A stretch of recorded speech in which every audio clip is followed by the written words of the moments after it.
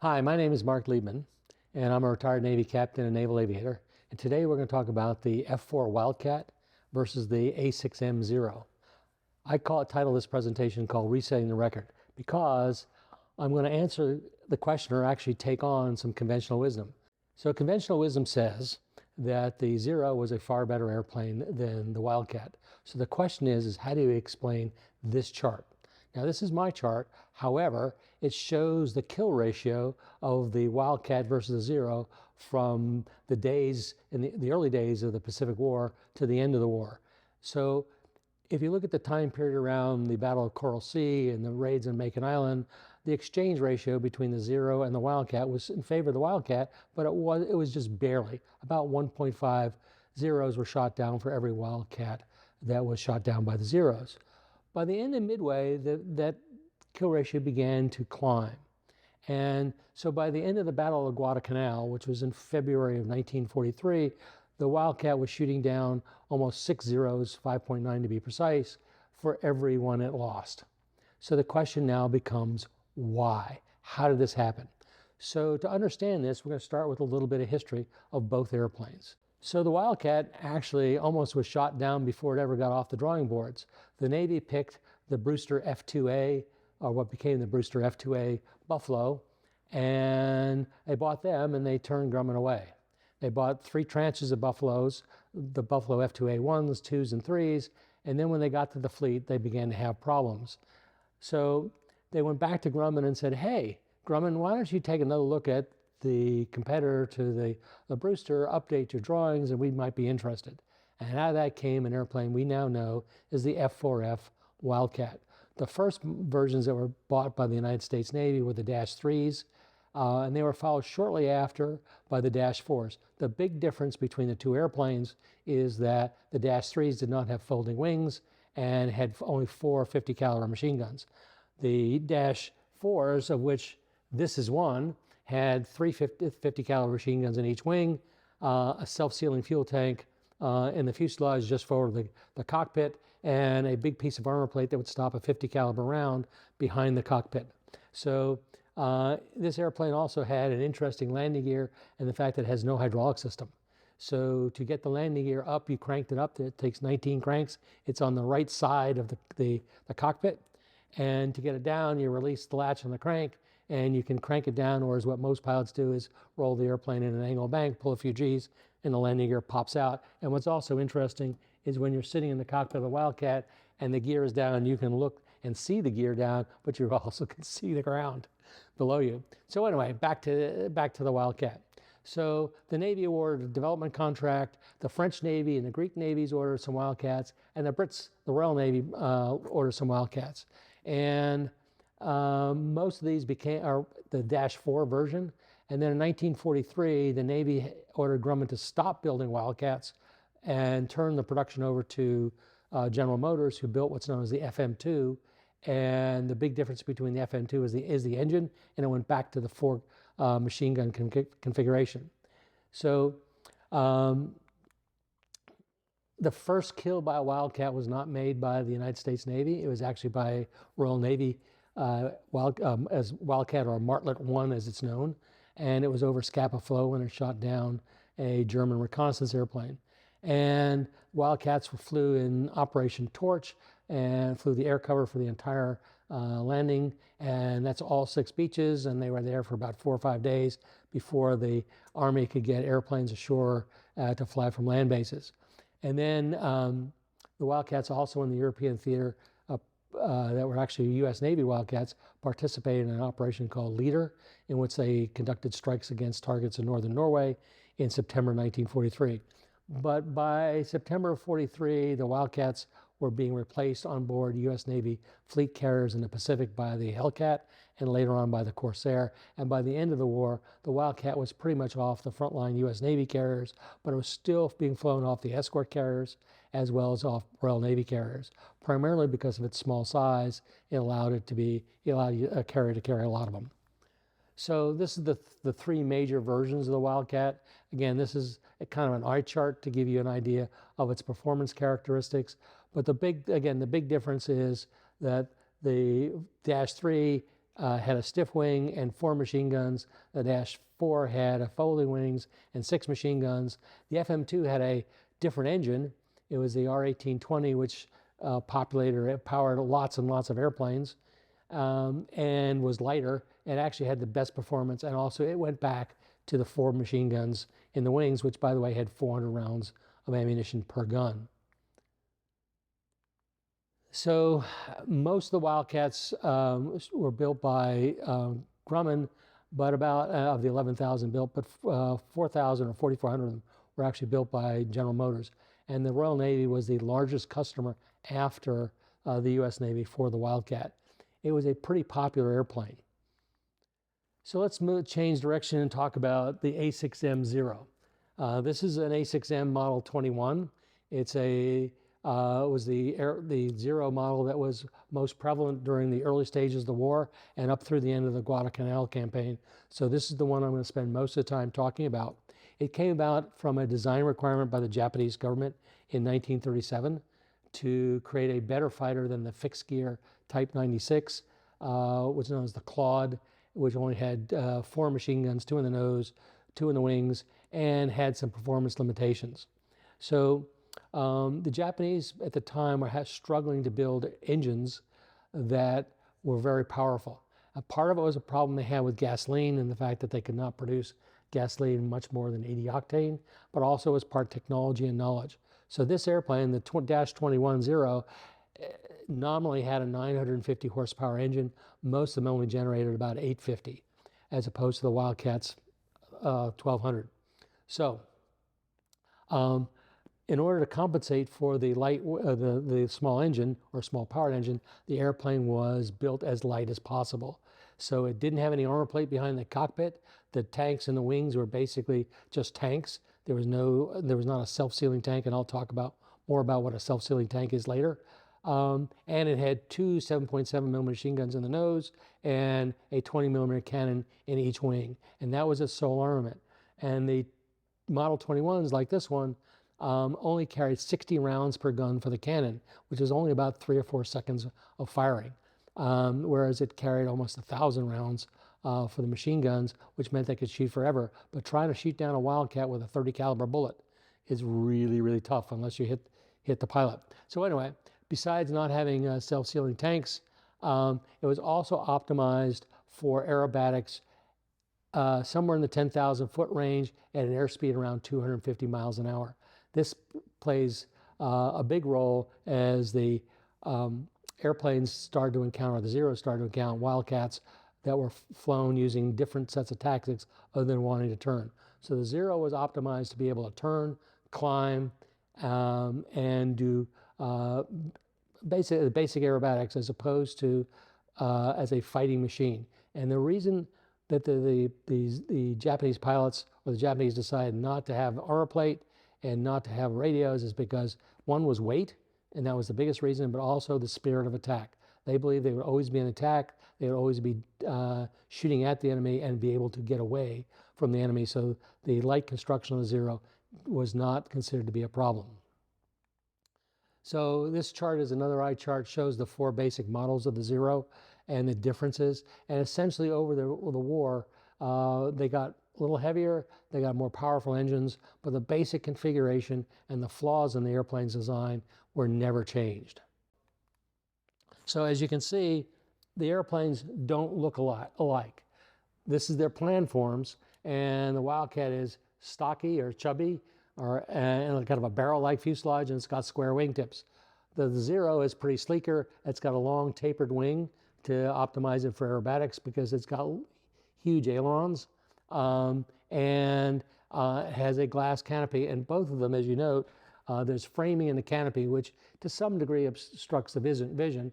The Zero had glass behind the pilot, whereas you had fuselage behind the pilot in the Wildcat. So there was another advantage that the Wildcat had, and all U.S. fighters at that time, or at least most of them, had on the wingtips what they call servo tabs. What these do is they help moderate the control forces, but also as you go faster, it provides a boost that's almost like hydraulics so that you can move the controls as the airplane gets higher. The Zero didn't have that. And when I start talking about tactics, again, that comes into play once we learn how to fight in the Wildcat versus the Zero. So just a quick summary, the Wildcat's advantages were it could dive better, the pressure injection carburetor, the better supercharger, armor plate, and a much heavier armament. The Zero's advantages, it could turn better, it could climb faster, it was slightly faster, and it was, when I talk about turns, it had a higher rate of turn, but that doesn't actually come into play unless the Wildcat pilots decide to try to turn with the Zero, which very early in the war we figured out was not something to do. The last advantage the Wildcat had is it could absorb a tremendous amount of damage because it had self-sealing tank, so that unless it was punctured by a 20 millimeter cannon shell, the self-sealing tank would puncture, and then the goo between the layers of rubberized canvas would seal the hole. So anything bigger than or smaller than just my size thumb, the self-sealing tank would work. It also had fibrous material in it to keep the tank from sloshing and also to reduce the amount of fumes, because the U.S. tanks would collapse as fuel was taken out, and so there weren't any fumes in the or very few fumes in the tanks. Whereas in the Zero, the fuel tanks were in the wings, and it was essentially a box, an empty box. Sucks fuel out, the whole tank is still there, it's filled with gas. You puncture with a hot bullet or with an incendiary round, and guess what? You get a fire. So that was another advantage that the Wildcat had in terms of combat one-on-one. Now, the other thing we learned after we captured one of these airplanes was that the Zero had real problems when the speeds got above 300 miles an hour. So around 250 miles an hour, the controls started to stiffen. Again, there's no servo tabs on any of the control surfaces to provide extra boost. Above 300 miles an hour, the controls are very, very hard to move. And above 350, sorry, you can't do it. There are stories about some Japanese pilots carrying a tube that they would stick over the top of the stick to give them additional leverage to maneuver above 300 to 350 miles an hour. So the Zero had a couple other interesting quirks. One is the fact that you have two different caliber weapons. You have the 7.7 millimeter machine guns in the nose and the 20 millimeter cannons in the wings. The bullets coming out of these weapons have totally different trajectories. So even though they're optimized for shooting and converging at a point about 1,000 feet or 300 meters in the Japanese case, and in front of the airplane, once they pass that point, they begin to diverge in big ways. So what also happens is that if the Zero is behind a Wildcat and you're turning and you're outside that range, then the cannon shells are falling away like that, and the Wildcat is getting away. So the Zero pilot has to lob the cannon shells at the Zero, but still try to compensate with the 7.7 millimeter machine guns. So it had a problem once if you were right around 300 yards in front of the Zero. Once you got beyond that, the Zero had a hard time trying to hit you with its cannon shells. So I come back to this chart, and so let's start talking about why the Wildcat really began to outperform the Zero, even though from a practical standpoint, each airplane had its own advantages and it had its own disadvantages. So the question now becomes is why did this kill ratio begin to increase in the Wildcat's favor and ultimately get to almost a 7-to-1? Well, the first thing is training. In the U.S. Navy, very early in the war, went to what we call the RAG concept. We still use it today. It's now called a Fleet Replacement Squadron, although most pilots refer to it as the RAG. And what the RAG would do is you would get your wings and you'd be assigned to fly an airplane. And the next place you would go is to a RAG in which you would fly this airplane or fly the airplane to which you were assigned, in this case the Wildcat. And your instructors were all experienced Wildcat pilots, many of whom flew the Wildcat in combat. And you would be taught tactics. Okay, and taught tactics on how to fly this airplane against the enemy, in this case, if it's in the Pacific War, it's against the Zero, and how to use and maximize the performance of the Wildcat versus the Zero. And this is different than what the Japanese did. So what the Japanese did is they put their top pilots in their squadrons, and as they got killed, they got killed. Or if they got wounded and they were incapacitated, they were wounded and incapacitated. They never recycled those pilots back to the homeland, or the home squadrons, the train squadrons, to teach them and pass down tactics. So what happened as the Japanese pilots who began the war began to get eliminated or die, there was nobody to train the new pilots. So that plus a very, very inflexible training program, and one that didn't focus on tactics and leadership, but focused more about the spirit of Bushido, cost the Japanese dearly. So that essentially what the nature of this what happened was the quality of pilots flying the Zero declined as the war began, or war ground on. The second one is all about technology, and it's all about radar, radios, and combat information centers. So on Guadalcanal, we had the advantage of the fleet, the coast watchers. These were Australians who are on the islands north on the Guadalcanal, or the Solomon's Island chain, and they would see the raids coming south. They would radio ahead, and the Wildcats would take off. Not only there were Wildcats on Guadalcanal, there was a few Army P-39s and Aussie and New Zealander P-40s, but the bulk of the defenders were Marine squadrons flying the F4F.